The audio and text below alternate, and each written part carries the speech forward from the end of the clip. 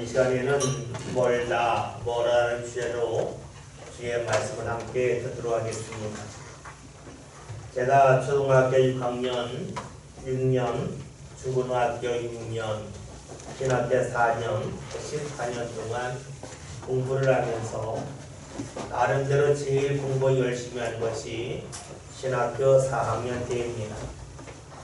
물론 아주 열심히 공부한 사람에 비하면 그리 열심히 하는 것은 아니지만 저 나름대로 열심히 공부를 했습니다. 제가 공부를 열심히 했다고 말할 수 있는 이유는 제가 14년 동안 공부하면서 공부한 것을 날마다 복습한 것은 그때가 유일하기 때문입니다. 복습을 어떻게 했냐면 수업 시간에 교수님이 강의할 때에 그 강의를 연습장 같은 종이에 기록을 많이 했습니다. 그리고 수업을 마친 후에 제가 기록한 강의 내용을 가지고 다시금 제 노트에다가 옮겨 썼습니다.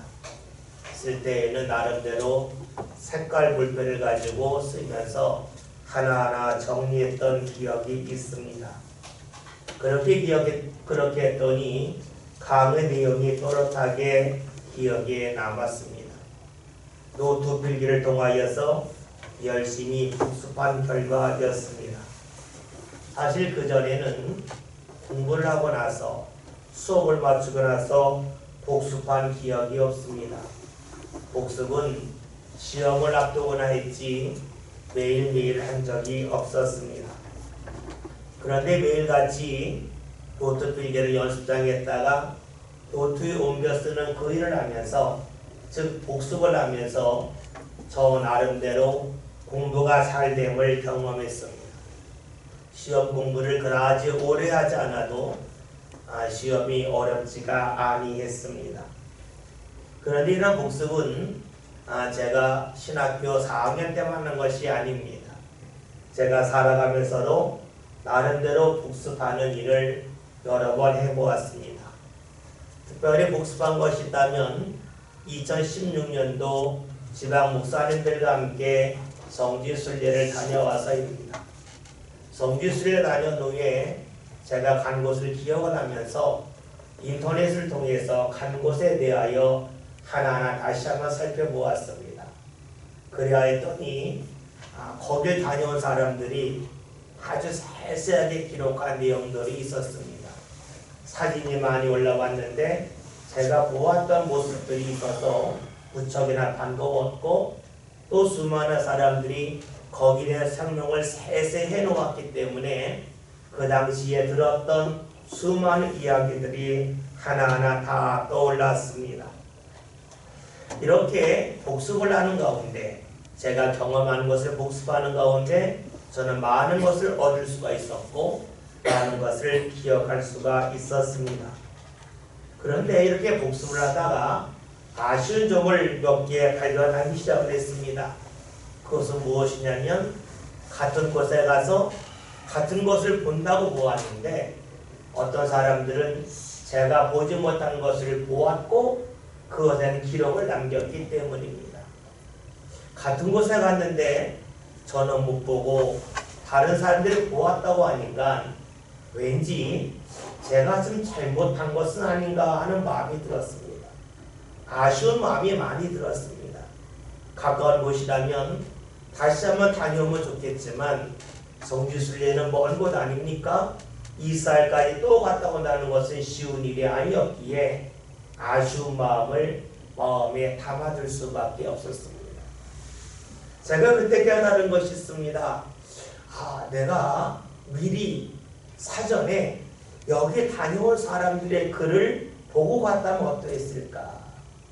그랬다면 무엇이 중요한지를 알 수가 있을 것이고 그것을 놓치지 않고 볼 수 있었을 터인데 아쉽다 하는 마음이 들었습니다.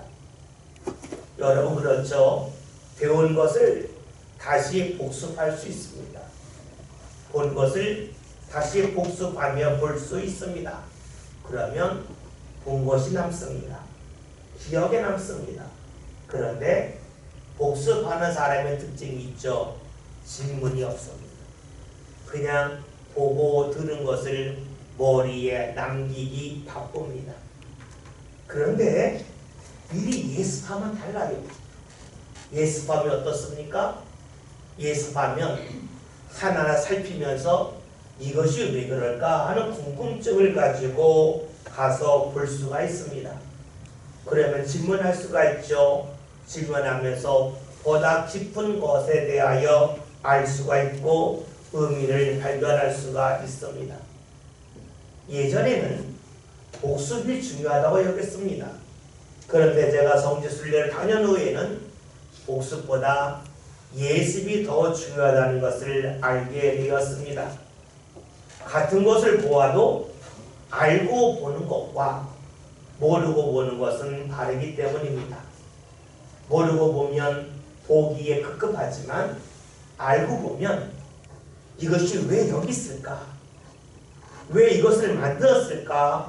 하는 것에 대한 생각을 충분히 할 수 있기 때문입니다. 우리가 길을 지나칠 때도 마찬가지죠. 우리가 길을 지나치면서 수많은 사람을 만납니다. 모르는 사람을 만날 때가 있죠. 그냥 보고 지나갑니다. 그런데 아는 사람을 만날 때가 있어요. 그러면 반가워요. 그리고 그 사람을 보면 웃음이 나요. 여러분 희한하지 않습니까? 사람이 똑같이 지나가는데 아는 사람을 만나면 웃음도 나고 기쁩니다. 전혀 모르는 사람을 만나면 웃음도 나지 않고 그냥 지나치고 맙니다. 모르고 지나치면 우리는 소중한 사람을 발견할 수가 없겠죠. 그러나 알면 소중한 사람을 발견할 수 있습니다. 같은 길을 지납니다. 같은 사람을 만납니다. 그러나 아느냐 모르냐에 따라서 그 길을 걸어갈 때에 평범할 수도 있고 특별할 수도 있습니다. 그러기에 우리가 무언가 알고 내 마음에 자리 잡고 있는 것을 발견하고 사는 것은 복된 일이라고 말할 수가 있습니다. 그런데 우리가 알고 본다고 할 때에 주의해야 될 것이 있습니다. 제대로 알아야 된다는 것입니다. 제대로 알지 못하고 우리가 잘못 안다면, 즉 오해한다면 어떻게 될까요? 오해한다면 좋은 것을 좋은 곳으로 보지 못합니다. 좋지 않은 것을 여기지 못합니다. 즉 좋은 것을 하찮은 것을 여길 수가 있겠고 때로는 하찮은 것을 좋게 여길 수가 있습니다. 언제입니까? 제대로 알지 못하고 오해할 때입니다. 여러분, 사람은 자신의 마음에 자리 잡은 것이 잘 보입니다.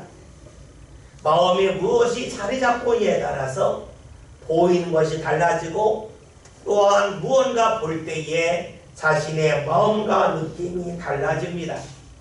그런데 우리가 무언가 내 마음에 자리 잡았다고 하는 것은 의도했지 않았던 과거의 경험과 무언가 배움을 통하여 나타나지요. 여러분, 그러기에 마음에 좋은 것이 자리 잡은 사람은 좋은 것을 보겠지만 마음에 좋지 않은 것이 자리 잡은 사람은 늘 좋지 않은 것을 볼 수밖에 없습니다. 그러니 우리 마음에 무언가 좋은 것이 자리 잡은 사람은 삶의 발걸음도 좋은 곳을 향하여 옮겨지겠죠. 반면에 우리의 생각과 마음에 좋지 않은 것이 자리 잡은 사람들은 살아가면서 좋지 않은 것을 향하여 우리의 삶의 발걸음이 옮겨질 수밖에 없습니다. 이렇게 본다면 세상에 왜 악한 사람들이 있는지를 알 수가 있습니다.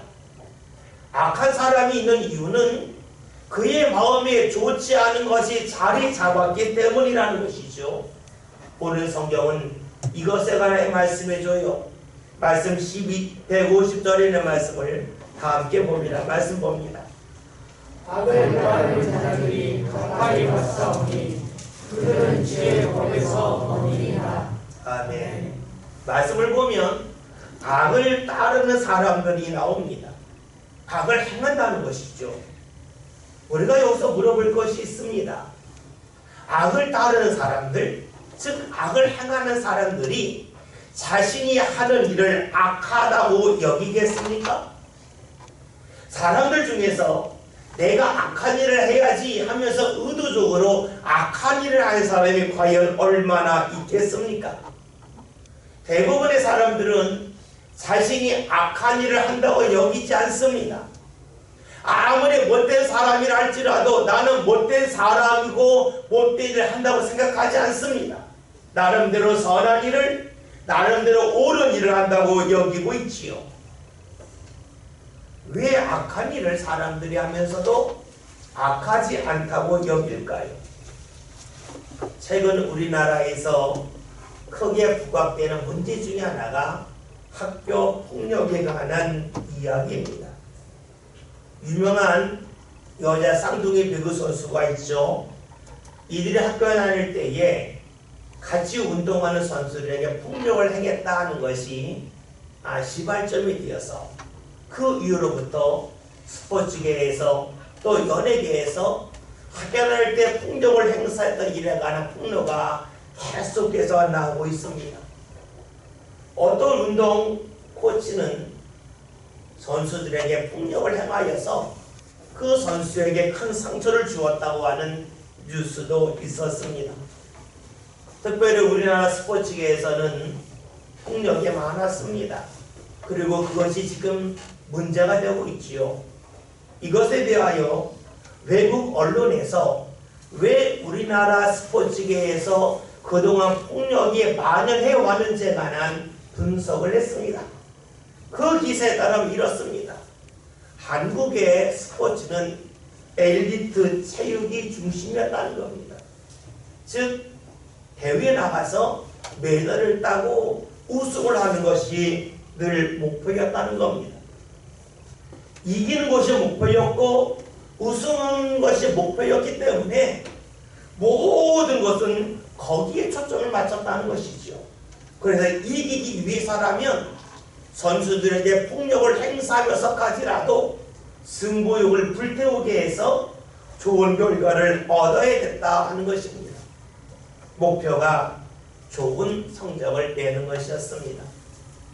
이를 위해서 그동안 수많은 폭력이 자행되었음에도 불구하고 그것을 눈 감고 지내왔다는 것입니다. 운동선수들이 즐기고 또한 행복하게 운동하는 것이 목표가 아니라 이기는 것이 목표였습니다. 그 결과가 무엇입니까? 이기기 위해서라면 누군가에게 폭력을 가해도 괜찮다, 이것에 눈을 감아야 된다 하는 것이 만연해 왔다는 것입니다. 여러분, 그래요. 이기는 것이 목표였습니다. 그러나 보았더니 다른 모든 것에 대하여 눈을 감아왔습니다. 이것이 바로 학교 스포츠계의 폭력의 원인이라는 겁니다. 정말로 아픈 지적입니다. 그러나 우리는 이것을 부인할 수가 없습니다. 이것을 좀 더 일반에서 본다면 무언가 목표를 이루기 위해서 과정에 대해서는 다 눈을 감았다는 겁니다. 경기에서 이기는 목표를 위해서라면, 그 목적을 달성하기 위해서라면 그 과정 속에서 폭력을 행사하는 것에 대하여 눈 감고 지내왔다는 것입니다. 우리는 여기서 눈을 감는 이유를 분명히 알 수가 있습니다. 자신이 원하는 것에 대한 욕망이 크면 클수록 다른 것에 대하여 눈을 감게 된다는 것이지요. 오늘 말씀 150절에서 악을 따르는 자를 가까이 왔사오니 그들은 주의 법에서 멉니다 라는 고백이 있습니다. 악을 따르는 사람들이 있습니다. 누가 악을 따를까요? 자신이 원하는 것, 그것을 얻고자 힘쓰는 사람들, 그 욕망에 사로잡힌 사람들이 다른 것을 보지 못하기 때문에 악을 행한다는 것입니다. 학교폭력은 철저하게 이기는 것이 목표였습니다. 승리의 눈이 멀었습니다. 그러니 폭력에 눈을 감았습니다.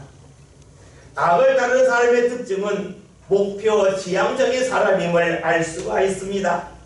목표를 이루기 위해서라면 다른 것을 눈감아도 된다는 것입니다.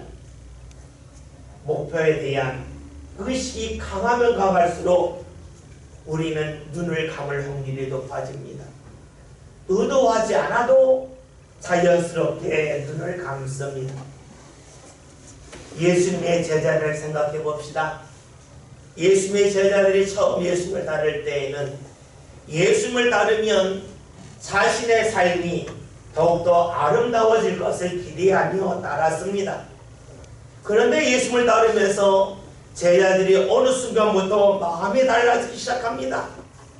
우리가 예수님을 따르면 예수님이 왕이 된 후에 우리는 높은 자리를 차지할 거다 하는 그 마음이 자리 잡죠. 예수님과 함께하면 높은 자리에 올라간다. 그 자리에 올라갈 것을 생각을 했습니다. 그러나 보았더니 제자들 사이에 균열이 나타나기 시작했습니다. 다툼이 생겼습니다. 내가 예수님을 더욱더 가까이 해서 예수님을 가까이 하는 가운데 더 높은 자리를 차지해야지 하는 마음이 그들에게 있었기 때문이죠. 그래서 예루살렘을 향하여 예수님이 올라가실 때 제자들이 막 다툽니다. 서로 좋은 자리를 찾아야겠다고 다투기 시작했습니다. 여러분, 이들이 예수님과 함께하면서 무엇을 보았습니까? 자신들의 모습을 보지 않았습니다. 자신들이 원하는 자리를 보았습니다. 자신이 욕망하는 것을 보았습니다. 그러는 가운데 자신들의 모습이 주님이 원하시는 모습과 매우 동떨어진 모습이라고 하는 자체도 알지 못하였습니다. 자신이 원하는 것에 집중하느라고 자신을 제대로 볼 수가 없었습니다. 여러분, 악을 따르는 사람이 누구입니까? 의도적으로 악을 행하는 사람은 없습니다. 악을 따르는 사람은 자신이 원하는 것이 옳다고 여기고 그것에 매진하는 사람입니다. 그것을 중심에 둔 사람입니다. 이스라엘 백성들이 애굽에서 나왔습니다. 그들이 광야를 지납니다. 광야를 지날 때에 이들에게는 늘 불평과 원망이 있었습니다. 마실 물이 없다고 원망했습니다. 때로는 먹을 고기가 없다고 원망을 했죠. 때로는 자신들의 가는 길이 너무 험하다고 원망을 합니다. 때로는 지름길이 있는데 삥 돌아가는 것을 가지고 원망하고 불평했습니다. 그들은 무엇을 보았습니까? 자신들이 원하는 것을 보았습니다. 자신들이 원하는 물을 보았고, 자신들이 원하는 먹을 것을 보았고, 자신들이 원하는 편한 길을 보았고, 자신들이 원하는 지름길을 보았습니다. 그런데 이들이 보지 못한 것이 있죠. 자기 자신들을 보지 못했습니다. 그들이 누구입니까? 노예 아니었습니까? 종살이했던 이들 아닙니까? 그런 이들이 자유를 얻었습니다. 더 이상 매질을 당하지 않습니다. 더 이상 중한 노동에 시달리지 않아도 됩니다. 그런데 이들은 자신들은 보지 못하고 자신들이 원하는 것만을 보려 했습니다. 자신들의 욕망에 사로잡혔습니다. 자신들의 욕망에 사로잡히는 가운데 그들은 자신을 볼 줄 몰랐습니다. 자신을 보는 눈이 어두워졌습니다. 오늘 성경에서는 이렇게 자신을 보지 못하고 자신이 원하는 것만을 보는 눈먼 사람에 관하 이렇게 말씀하고 있죠. 150절 이렇게 말씀합니다. 다 함께 봅니다. 악을 따르는 자들이 가까이 왔사오니 그들은 주의 법에서 멀리이다. 아멘. 여러분, 악을 따르는 사람이 있습니다. 자신의 욕망에 집중하는 사람이 있습니다. 이들의 특징이 뭡니까? 그들은 주의 법에서 멉니다. 주의 법에서 멀리 떨어져 산다는 것이지요. 내가 원하는 것을 보려고 하는 사람들은 주의 말씀에서 멀어집니다. 주의 말씀을 잘 들으려고 하지 않습니다. 왜 그럴까요?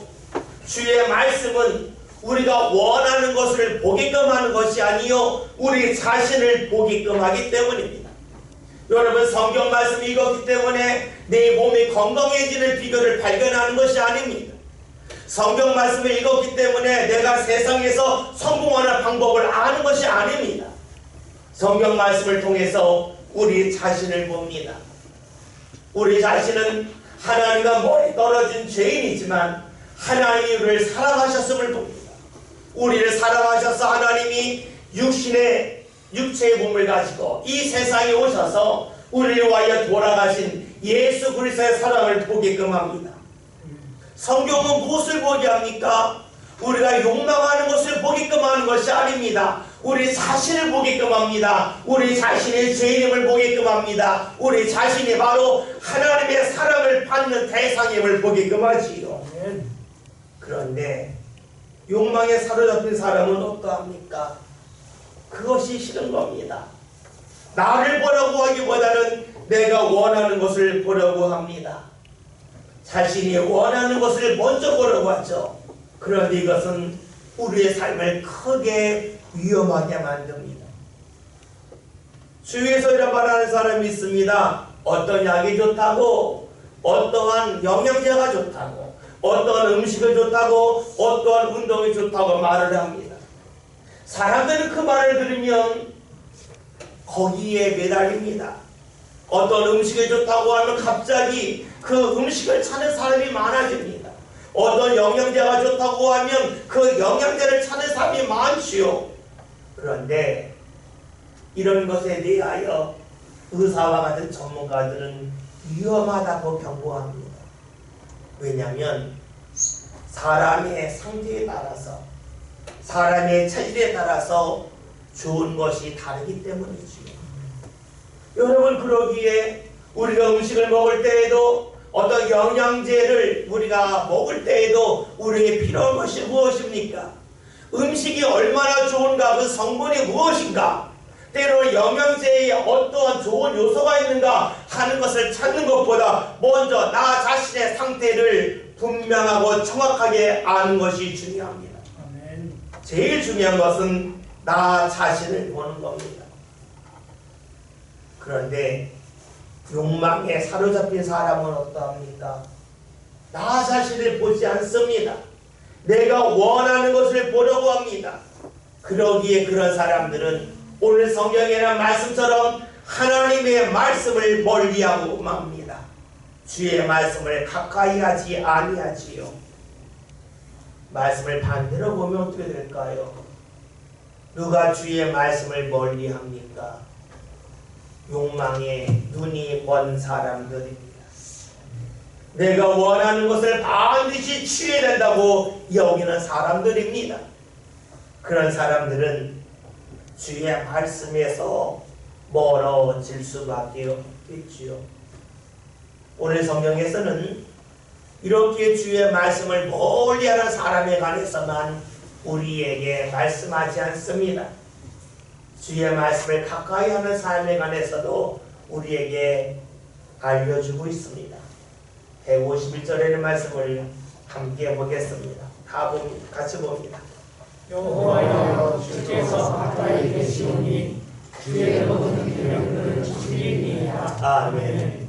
150절에서는 주의 법을 멀리하는 사람에 관하여 말씀하고 있지만 151절에서는 주께 가까이, 주님이 가까이 계시라고 고백하는 사람들의 모습이 나와 있습니다. 여러분, 주님이 가까이 계시다고 하는 것은 무엇을 말할까요? 주님이 가까이 계시다고 하는 것은 내 몸이 주님과 가까이 있다는 것을 말할까요? 내가 살고 있는 집이 교회와 성전과 가까이 있다고 하는 것을 말할까요? 만약에 그렇다면 하나님은 어떤 분입니까? 성전에 갇혀 계신 분, 교회에만 계신 분이 되겠죠. 그러나 우리는 알고 있습니다. 하나님은 모든 곳에 계신 분입니다. 하나님은 특정한 장소에 얽매이는 분이 아니지요. 그렇다면 하나님을 가까이 하는 사람, 하나님이 가까이 계시라고 고백하는 사람은 어떠한 사람이겠습니까? 그 사람은 자신의 몸이 교회와 가까이 있다는 것이 아니라 자신과 하나님의 관계가 가까이 있다고 하는 것을 아는 사람이요 고백하는 사람입니다. 여러분은 가까이 하는 사람이 계십니까? 여러분이 가까이 한다고 하는 사람은 어떤 사람입니까? 물론 자주 만나서 가까이 하는 사람도 있겠지만 때로는 마음을 나눠서 가까이 한다고 하는 사람이 있습니다. 정말로 가까운 사람은 자신의 마음을 나눈 사람이지요. 자신의 아픔도 나누고 자신의 고민도 나누고 자신의 기쁨도 나누는 사람입니다. 그런 사람을 향하여 우리는 가까운 사람이라고 말하지요. 가까운 사람과 우리의 아픔을 나눌 때에 아픔이 줄어들어요. 고민을 나눌 때에 고민을 풀 수 있는 해결책을 찾아나갈 수가 있어요.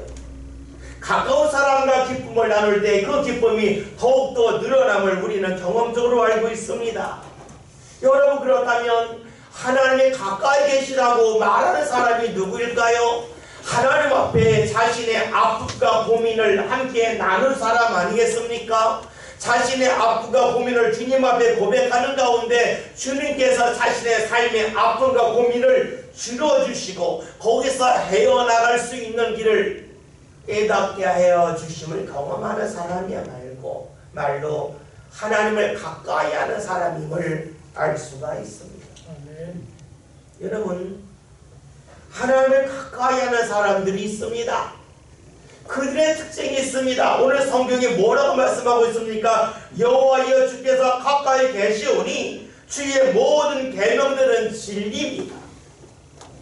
알 수 있는 것이 있어요. 하나님을 가까이 할 때에 하나님의 말씀이 거짓되지 아니함을 분명히 알고 깨닫게 되더라는 것이에요. 이 말씀 속에는 어떤 뜻이 있습니까? 하나님을 가까이 하지 않는 사람들은 주의 말씀이 진짜로 여겨지지 않는다는 거예요. 주의 말씀이 자꾸 무신한다는 거예요. 그 말씀대로 산다 한들 어떤 일이 일어날까 하는 그 의혹 속에서 말씀의 귀를 닫는다는 것입니다. 하나님을 가까이 하는 사람은 하나님의 말씀이 옳음을 경험적으로 알지요. 출애굽기 17장이라는 말씀을 보면 모세가 나와요.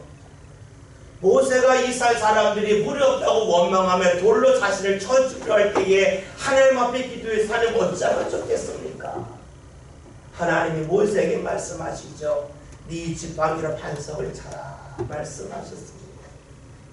여러분, 이때 모세는 주의 말씀을 듣고 이것이 진짜일까 가짜일까 의심하지 않았어요. 왜냐하면 모세는 하나님을 가까이 한 사람이었기 때문에 그래요. 그러니까 홀로 있을 때 반석에 한번 쳐보고 물이 날까 안 날까 시험해보지 않았어요. 사람들을 불러놓고 그 앞에서 자신의 지팡이로 반석을 쳤어요. 왜냐하면 주의 말씀이 진리임을 믿었기 때문에 그래요. 주의 말씀대로 행한다면 하나님이 책임져 주심을 믿었기 때문이죠. 하나님을 가까이 있던 모세가 이스라엘 백성들 앞에서 자신의 지팡이로 반석을 칠 때에 반석에서 불이 났습니다. 여러분, 우리가 하나님을 가까이 한다고 하는 것은 하나님이 내 삶 가운데 멀리 계시지 않다는 것도 되겠고 하나님이 내 사정을 다 아신다는 것도 됩니다. 이렇게 하나님을 가까이 할 때에 하나님의 말씀은 우리 삶 가운데 진리로 다가옵니다. 주의 말씀이 이루어진다는 것이지요. 우리는 내 삶에 여유가 있을 때에는 이 말씀을 받아들이기가 그다지 어렵지가 않습니다. 그러나 삶의 여유가 사라질 때에, 삶이 고단할 때에는 주의 말씀이 진리라고 하는 그것을 받아들이기가 쉽지 않습니다. 이럴 때 우리는 예수님을 바라볼 수밖에 없습니다. 예수님은 십자가에 달리셨습니다. 머리에 가시관을 쓰셨죠. 그리고 두 팔과 두 다리에는 못이 박혔습니다. 사람들의 조롱이 있습니다. 허리에 창이 찔리지요. 이런 예수님께서 십자가에서 어떻게 하셨습니까? 하나님 앞에 자신의 영혼을 맡겼습니다. 자신의 모든 것을 하나님 앞에 맡겼습니다. 그리할 때에 하나님께서는 예수님이 십자가에 달려 죽은 후에 3일 만에 다시 살게끔 해주셨습니다. 살리셨습니다. 부활케 해주셨습니다. 생각해 보십시오. 만약 예수님께서 십자가의 모든 고통 속에서 하나님을 가까이 하지 않았다면 예수님에게 주셨던 하나님의 말씀이 과연 이루어졌겠습니까? 하나님께서 예수님을 죽은 자 가운데 3일 만에 다시 살아나게 한다고 알려주셨고 예수님을 전하셨죠. 그러나 예수님 십자가에서 하나님을 가까이 하지 않았다면 그 말씀이 이루어졌겠습니까? 이루어지지 않았을 겁니다. 하나님을 가까이 하지 않았다면 아무리 예수님이 하나님 앞에 들은 말씀이라 할지라도 그 말씀은 이루어지지 않았겠지요. 그러나 예수님은 십자가의 모든 고통 속에서도 하나님을 가까이 했습니다. 하나님을 멀리하지 않았습니다. 하나님께 자신의 모든 것을 맡기었습니다. 그리하였더니 하나님께서 예수님께 주신 말씀, 죽은 자 가운데서 3일 만에 다시 살아나게 하는 그 말씀을 이루어 주셨습니다. 말씀이 진리가 되게끔 해 주셨다는 것이지요. 여러분, 그렇습니다. 하나님을 가까이 하면 가까이 할수록 주의 말씀은 진리로 다가옵니다. 반면에 우리가 하나님을 가까이 하지 아니하면 어떻게 될까요? 주의 말씀은 이해가 되지 않습니다. 주의 말씀은 받아들일 수가 없겠지요. 그러기에 우리에게 중요한 것은 하나님을 가까이 하는 것입니다. 하나님을 가까이 하는 사람의 특징이 있죠. 그것은 주의 말씀대로 말씀을 통하여 자신을 봅니다. 하나님의 말씀을 통하여 자신을 보는 사람은 하나님을 가까이 합니다. 그러나 나 자신이 아닌 나의 욕망을 보려고 하는 사람은 자연스럽게 하나님의 말씀에서 멀어지고 맙니다. 욕망의 눈이 멀면 하나님과의 관계로 멀어지겠지요. 오늘 말씀 제목이 멀다 멀어입니다. 우리가 욕망에 사로잡혀서 우리의 눈이 멀어버린다면 하나님의 말씀은 우리 삶 가운데 멀어질 수밖에 없습니다. 우리의 욕망에 더 이상 눈이 멀지 아니할 때에 우리는 하나님을 가까이 할 수가 있고 하나님의 말씀이 삶 가운데 이루어짐을 통하여 주의 말씀이 진리라고 고백할 수가 있겠지요.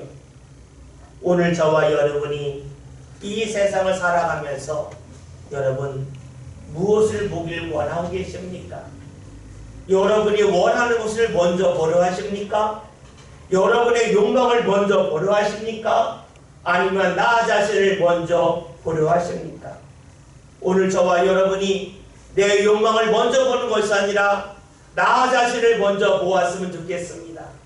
죄인이 나를 보고 나를 사랑하시는 주님을 보고 나를 구원하시는 주님을 꼭 바라봅시다. 그리할 때 비로소 우리들은 주의 말씀에서 멀어지는 삶이 아니요 주님을 가까이 하면서 주의 말씀의 삶 가운데 이루어지는 복된 삶을 살 수 있기 때문이지요. 여러분, 우리가 하나님을 가까이 함을 통해 우리 삶 가운데 우리도 시편 119편 151절의 말씀처럼 고백합시다. 주의 말씀은 진리입니다.